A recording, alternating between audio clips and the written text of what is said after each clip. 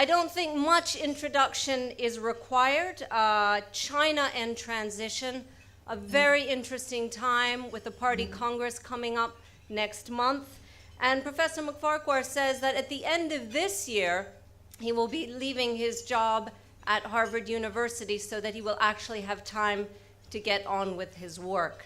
We'll give him about 20 minutes to speak, and then we'll leave some time for questions and answers. Thank you.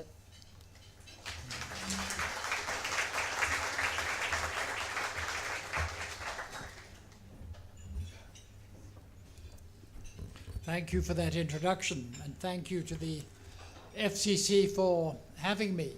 Again, I'd forgotten that I'd spoken here before, but my chairman of that time reminded me. And it's a pleasure, therefore, to be back. I have to tell you that China in Transition is a title I often use. But I will also tell you that the title does not mean that the speech is always the same. But as everyone here knows, we are always, all of us, countries, people in transition. But this is a particularly appropriate time to have used that regular title of mine for obvious reasons. And I want to start by talking a little bit about the transition that should have happened this month, but will happen next month, we assume. And that is, of course, the transition of leadership. This has been a very fraught transition. It was hoped by the avatars of harmony that this would be an easy transition, that it would be made harmonious for the new leaders coming in and for the old leaders going out. It has not proved to be the case. And I would want to make one basic point as to why I think that has happened. Deng Xiaoping, whose name will of course occur again in this chat, Deng Xiaoping did many good things for China after '79. And he did one or two things politically for China after '79. He introduced the rule by which people over 70, give or take, would not continue in office. He introduced the rule of 10 years, up or out. And by and large, those rules have been adhered to. But the one thing he did not change was the succession system, such as it may be called, that was in place when he left office. The succession system under Mao, most of you will know, was, I will choose my successor. And he did that regularly, with some lack of success. His final choice of successor lasted about 3 years after he died, but at least that transition was relatively smooth when he'd actually chosen someone who other people were prepared to support. Under Deng Xiaoping, he, of course, had the same idea, succession by choice by the maximum leader. And he had lack of success there. One fell by the wayside in '87, another fell by the wayside in '89, and finally he agreed. I don't think Jiang Zemin was his first choice, but he agreed with colleagues who proposed Jiang Zemin. He blessed him as his successor, and that succession went okay. And he also took the precaution, or decided to do it anyway, of choosing the leader after Jiang Zemin. And we are told, rumor has it, that Jiang Zemin was very displeased that he could not follow the Mao-Deng rule of choosing his successor. But in fact, Hu Jintao was selected by Deng, and he succeeded Jiang Zemin.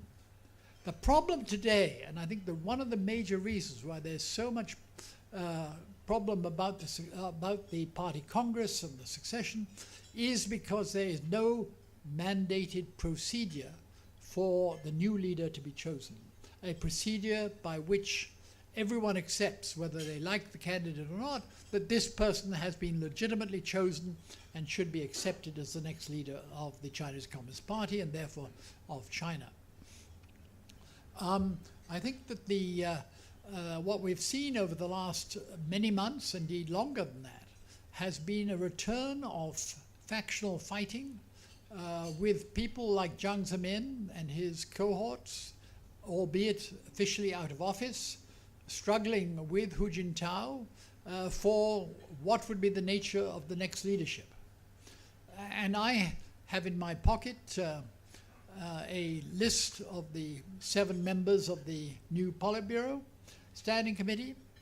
You probably all have in your pockets similar lists, and if anyone's interested, we can compare the lists after lunch. But I think the important thing is, according to my source in Beijing, who was in touch with me today, the important thing is that it seems as if Jiang Zemin, in the choice of the Politburo Standing Committee, has outwitted Hu Jintao, whereas in the case of the Standing Committee of the Military Affairs Commission, Hu Jintao appears to have outwitted Jiang Zemin. This is not a good way to have a transition in politics. It's not a good way for new leadership to arrive in power, especially if, as it's suggested, Xi Jinping does not really have a cohort of people in the top leadership who are going to be his people supporting him through thick and thin. And the reason I say that is because, as you all know, there are enormous problems in China. The Chinese leaders know that much better than we do. To solve those problems will not be easy. To tackle them in the first place will not be easy. And if you have a divided leadership, then the ability of the General Secretary to knock heads together, if the General Secretary has not been chosen in some recognizable way, which is accepted by all, will be much more difficult. Gorbachev, it's not generally remembered, was actually chosen after a discussion, a debate in the Politburo, and a vote, and then another vote in the Central Committee. So he, when he came to power to save the Communist Party, as he thought, he had a mandate.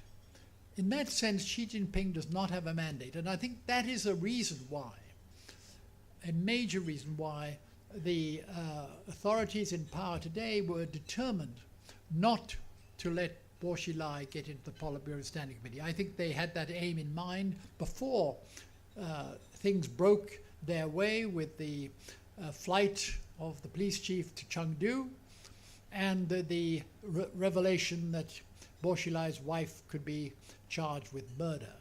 The point about Bo Xilai is not so much, though this was underlined by Wen Jiabao, not so much that he is a Maoist coming back. I think he's an opportunist who used the Maoist slogans and the Maoist rhetoric and also some Maoist measures to gain popularity, not merely in Chongqing, but in other parts of North China as well, and also to demonstrate that he had the charisma and the kind of policies which demanded a place on the Politburo Standing Committee. And what the present leadership has made sure of in the last several years, to the best of its ability, has been to ensure that no one person with charisma and ability to do things in a dynamic way in which the Chongqing model was created, no one of that type really do they want in the Politburo Standing Committee. Because if you do not have a successor, if you do not have Xi Jinping having been chosen clearly by a mandate, then when the going gets rough, then it is an open possibility that someone like Bo Xilai could challenge the leadership because it does not have that sanctity of an institutional system. So I think that we are seeing at the moment a very, very fraught transition. We know that the party Congress was postponed by a month, suggesting that perhaps even to this day, that there's argument about who's in the top leadership, who's in the Central Committee. And that is not the way that Hu Jintao and Wen Jiabao and others, I think, wanted to see their time ending. But that's the way it's happened. So I think what we see today is a botched transition. Botched because there was no system in place to ensure that it could take place with everyone accepting the way it was done.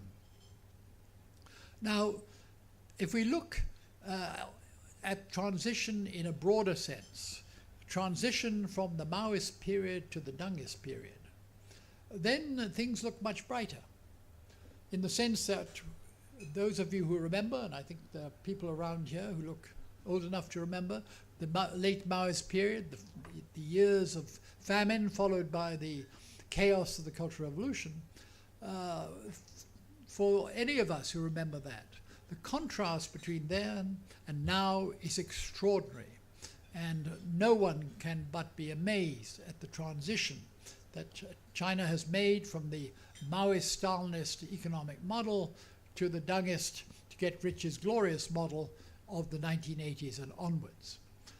And I think that what the party has relied upon has been a competence mandate. They've relied on the idea that we have enabled China to become rich and powerful, to stand up for itself in the world stage, and we've enabled hundreds of millions of people to live better than Chinese have ever lived in the past. But the problem with a competence mandate, of course, is that you cannot always guarantee that things are going to turn out your way. You can't guarantee when you're in a globalized economy that you are not going to suffer from setbacks, perhaps which start elsewhere, but eventually impact upon yourself. And so it's a very uncertain mandate to have a competence mandate. And what I think you can credit Hu Jintao and Wen Jiabao with doing has been to try to enlarge that mandate by saying we must do something for the people who have been to some extent left behind. You remember Deng Xiaoping said some will get rich before others, and that has been true in spades. And they had this policy of this westward policy of expanding the investment in the non-coastal areas in order to try to rectify that. And I suspect that that will be a continuing policy of the new leadership. But the real problem of the transition, of course, is the problem which leaders, the current leadership, have stressed, their predecessors have stressed. And the real problem is not just competence. The real problem is corruption. A corruption which we don't need just the New York Times and Bloomberg to tell us, and doubtless other papers to come, is not merely petty peculation at the lower levels. It's not merely that you have to pay to make sure that the teacher grades your son's paper or that the doctor will treat your husband. It is corruption on a massive, massive scale throughout the top leadership. And when I say top leadership, I don't mean just the Politburo, obviously. And that is a problem which it is difficult to see how any new leadership can solve. Leave aside the point that perhaps no member of the leadership or his or her family is clean. Leaving that aside, it's not clear how you solve that problem without the equivalent of another cultural revolution. And the last thing that anyone wants in China, leadership and people, I'm sure, is another cultural revolution. So Xi Jinping comes into office with this enormous problem which he has been bequeathed, and it's not clear what he will do about it. Nevertheless, if the global scene turns a little better than it has been since 2008, and China, as a result, the Chinese economy picks up growth again to a higher level than it has in the last year or two, maybe he'll be able to muddle through. Because muddling through basically on the corruption issue has been what this present leadership has done and what probably the next leadership will attempt to do as well. There is a third transition which I want to talk about briefly today.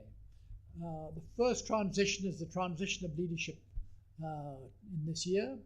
The second transition is the transition from the Maoist Stalinist system to the Deng system today. The third transition I want to talk about is the attempted transition that was started at the end of the 19th century by Sun Yat-sen, by other revolutionaries at that time. Kang Youwei and Liang Qichao wanted to try and have a constitutional monarchy, but that attempt at reform was aborted by the Empress Dowager in 1898. And so in the end, Sun Yat-sen's idea of a democratic republic took center stage. the regime, the imperial regime, collapsed after 2,000 years of being in existence. And in 1911, you have a republic set up. Now, what was Sun Yat-sen's ideal? Sun Yat-sen's ideal was a democratic republic. He believed, rightly or wrongly, that the reason why the imperial powers were able to send their gunboats and their traders and their missionaries to the east, to China, to India, and so on, was because their people backed it by an electoral system. I don't imagine he knew too much about the details of the electoral system, but he knew there was some system by which leaders were chosen. And he thought that was probably how people got mandates and how they were able to send so many warships and people so far away from their native shores. We all know, everyone in this room will know, that republic idea persisted only for a year or two. An attempt was made to set up another empire. That failed, and then the country descended into warlordism, and the communists and the nationalists, after a brief united front, began to struggle for the future of China. Now, the nationalists, as you also will know, were trained by the Soviets in the early 20s because they were seen as the only party, the communists were very new at the time, the only party that could unite China and be an ally of Russia, the Soviet Union, against Japan, the traditional enemy by that time. But the difference between the nationalists and the communists was that the nationalists had an ideology. It was not a very elaborate ideology, the three principles of the people of Sun Yat-sen, but it was an ideology sanctified by the founder of the party. And what they got from the Russians was a Leninist party organization without the Leninist ideology. And if you look at what happened over the decades since and the decades after the defeat of the nationalists on the mainland and their flight to Taiwan, I think what you see is a gradual realization, especially when it became clear that there was going to be no return to the mainland and no recrudescence of the Kuomintang Republic on the mainland, a gradual realization which came to fruition under Chiang Ching-kuo, Chiang Kai-shek's son, that now was the time to justify Kuomintang rule on the island of Taiwan, not as a holding operation preparatory to re-invading the mainland, that wasn't going to happen, but as the government of Taiwan, the government of the Republic of China, but based on Taiwan, and with the support of the people. And gradually, Chiang Ching-kuo introduced a democratic system, and this, of course, had been forecast by Sun Yat-sen. He said there will have to be a period of tutelage while people learn about democracy. I don't suppose he imagined how long that period of tutelage would be, but he did envisage a period of tutelage and then a move towards proper democracy. And that's what you got on Taiwan. You got a gradual abandonment of the Leninist party system with its insistence on one-party dominance, and a movement towards conciliation with the people of Taiwan and the allowance of the Taiwanese party, the DPP, to actually become a political party, fight elections, and in fact, as you all know, to win 2 national elections and elect the president of the Republic of China on Taiwan. I think that that ideal, democratic ideal, is not one which is espoused by the Communist Party of China. It's not in the ideology, even though the ideology is pretty well put to one side. It is not in the interests, I think they believe, of the Communist Party of China to allow any competition from other parties. So there's no real inclination or indication that the Taiwan model will become a model for what happens in the mainland while this party, the Communist Party, is in power. Taiwan can be a model for other things, how to become richer, and I'm sure that the Taiwan model has been looked at by Chinese economic planners, as has indeed the South Korean model and other East Asian models. But the democratic aspects of Taiwan are not what the mainland are particularly interested in. And yet, as the population gets richer, as the willingness, as a result of the liberation of the people during the Cultural Revolution from the trammels of the party machine, which was broken by Mao at that time, so that today, as you all know, there are demonstrations, riots, protests every day on the mainland. One Chinese academic has calculated at 500 a day. At this time, as people get richer, as they get readier to stand up for their rights, as they're prepared to defy Communist Party officials who sell their land illegally to industrial establishments which then pollute their landscape, as that continues, then the possibility of a democratic opening, I think, exists. The question is, how do you get there? The General Secretary of the Communist Party of China is going to come into the Standing Committee room one week and say, comrades, I've got an idea. Why don't we try democracy? There's too much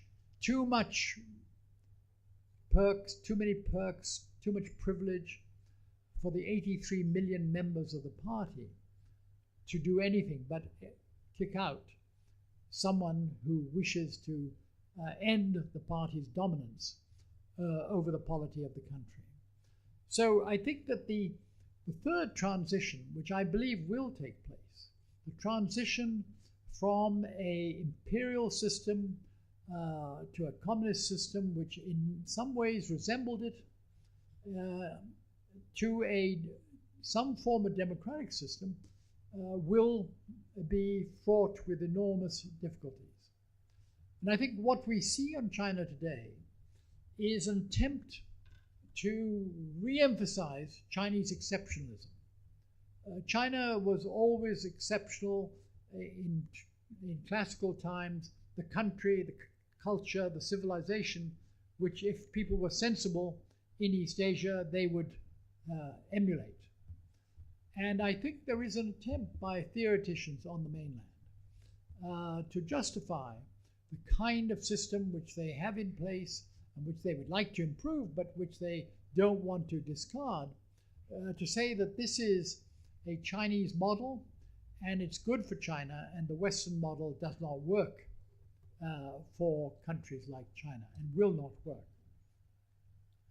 I think that the possibility of a democratic transition is there because I think ultimately the objective of the Chinese revolutionaries when they joined the party, whether it was the Kuomintang or the nationalists or the communists in the 20s, the objective was first of all to create a strong and rich China.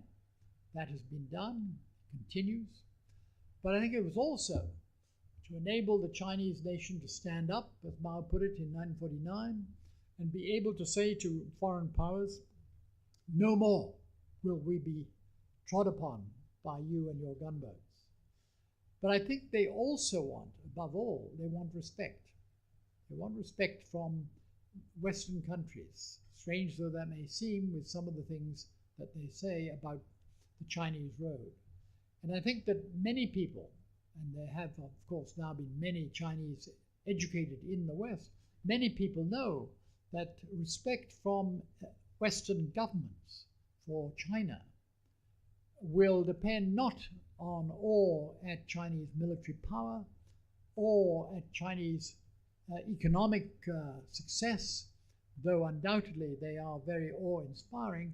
Ultimately, respect will depend on how China treats its citizens and how, to what extent, Chinese citizens are able to govern their own lives in whatever way, whatever system that the Chinese themselves can devise. It doesn't have to be exactly a Western system, of course. The Japanese have a democratic system that doesn't look anything like the United States or the United Kingdom or any European country in the way that it operates.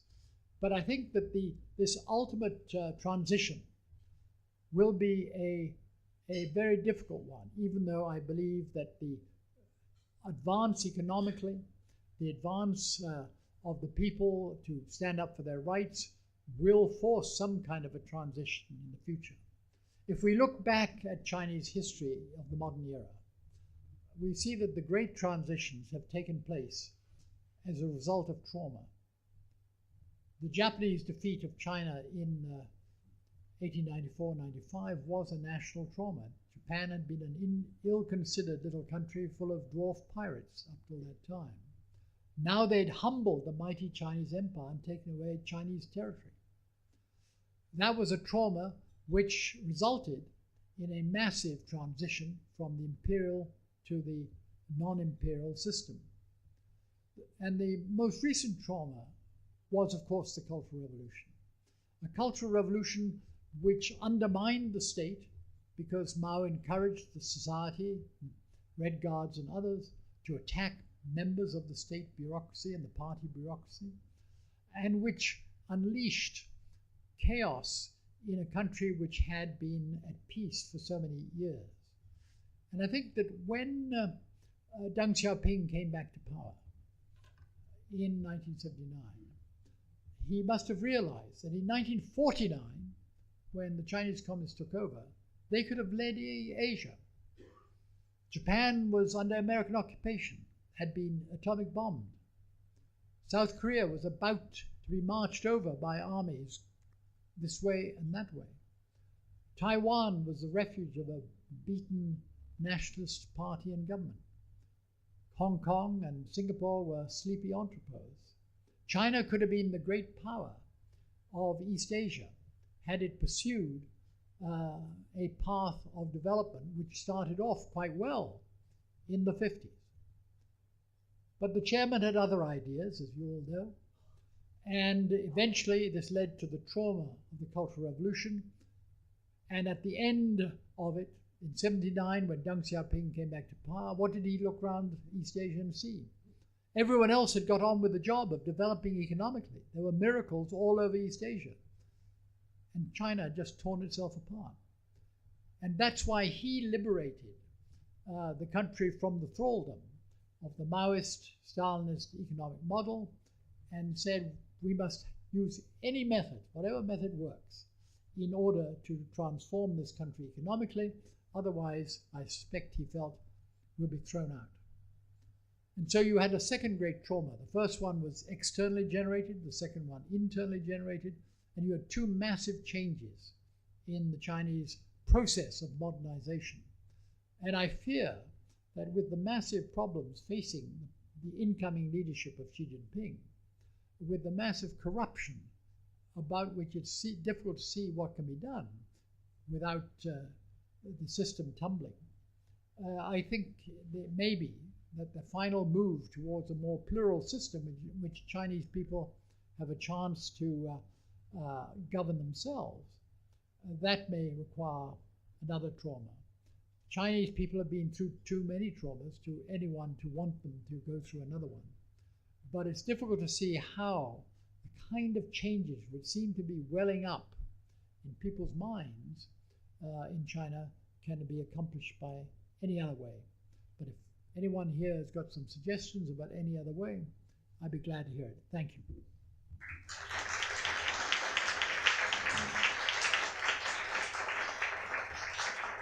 Thank you very much. I'm not sure if we have any suggestions, but I'm pretty sure there must be some questions from the audience. There is a microphone. If you'd like to raise your hand and tell us your name and where you're from, we'll bring it over to you. Over on the veranda to start off with, please. Hello, I'm To Han Shi, a reporter from the South China Morning Post. Can you tell me what you know of the transition of Xi Jinping? Will he actually become the leader at all?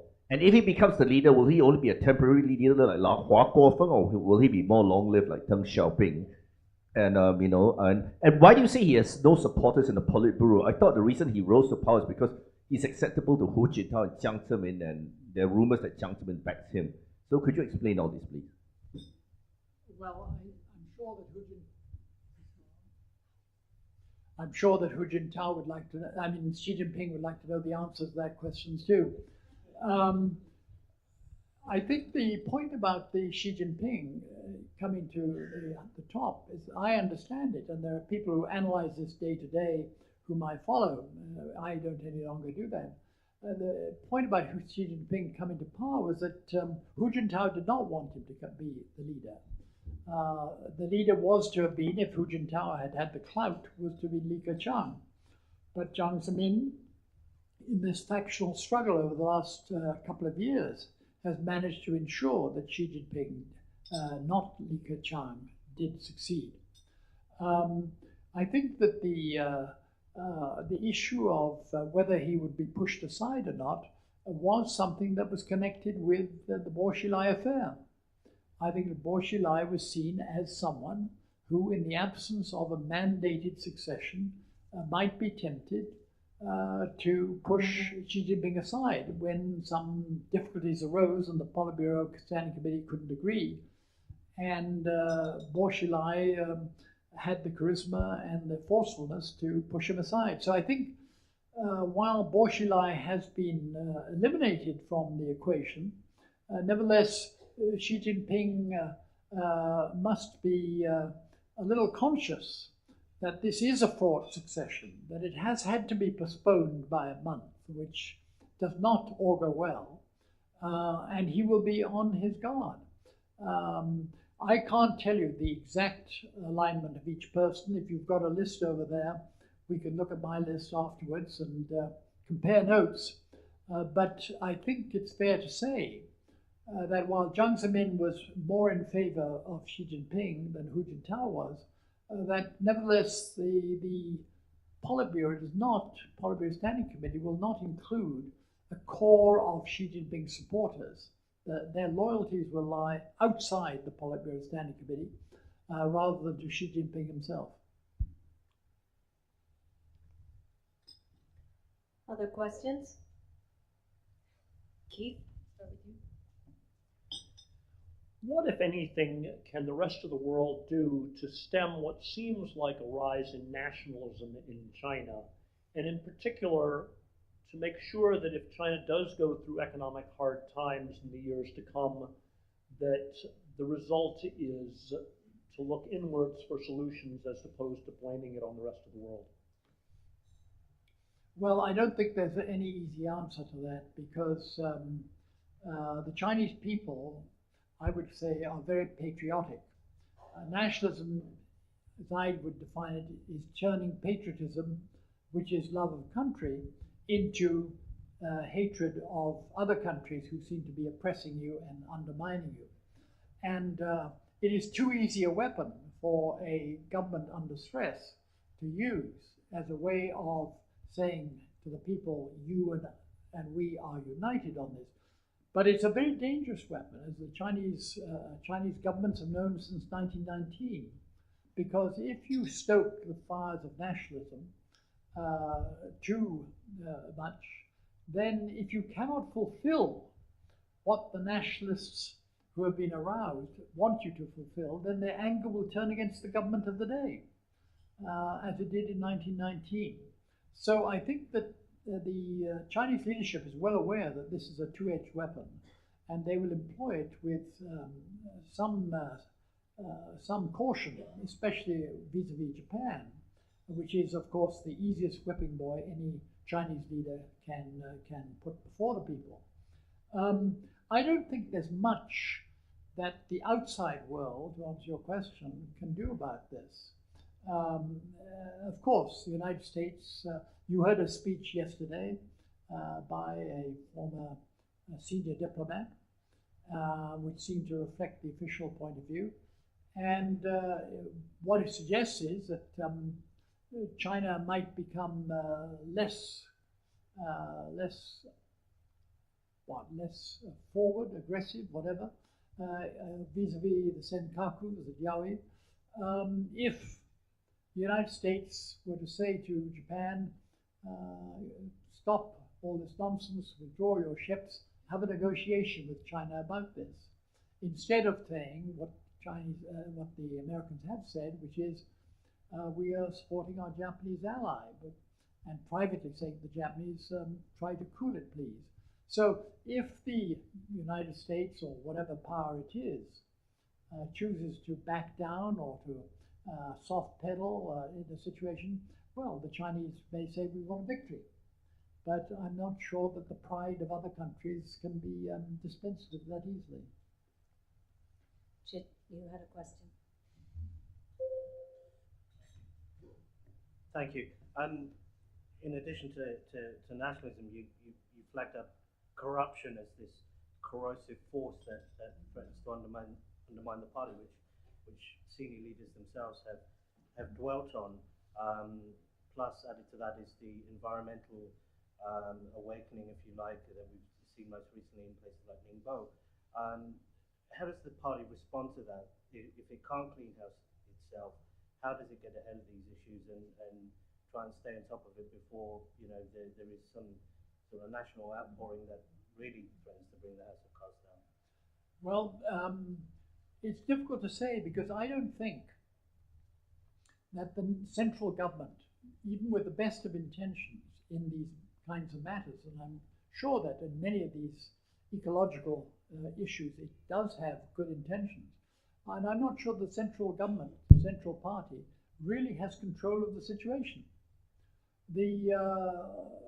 If you want to be a member of the Central Committee and perhaps aspire to the Politburo, then you will listen to the orders of the centre and attempt to do what the centre tells you to do.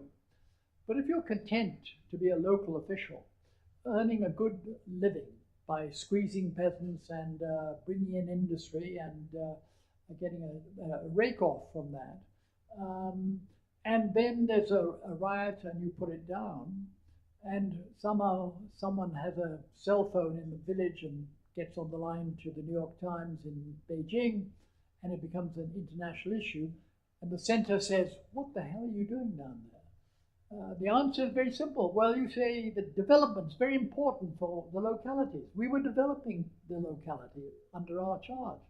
And you also say that it's important to keep law and order. That's what we were doing.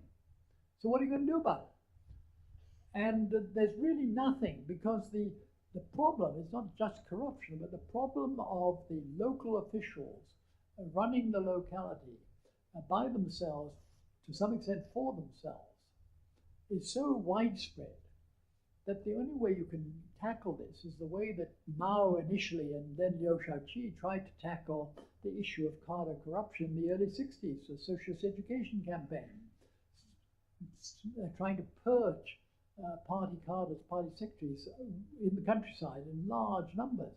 And that's a massive operation. Now, the last thing that the party leadership wants to do is to lose the support of the party apparatus at the grassroots. Can't afford to do that. Then what are they standing on? They're not standing on anything. So I think that this is a situation where they have very few options. And I think that the Wuhan situation across the border in Guangdong many months ago, when Wang Yang chose a different path to the normal one, is an exception, and one which took place because it became international news. And he did not want Guangdong to have a spreading virus from this village, so that his chances for the leadership would be undermined.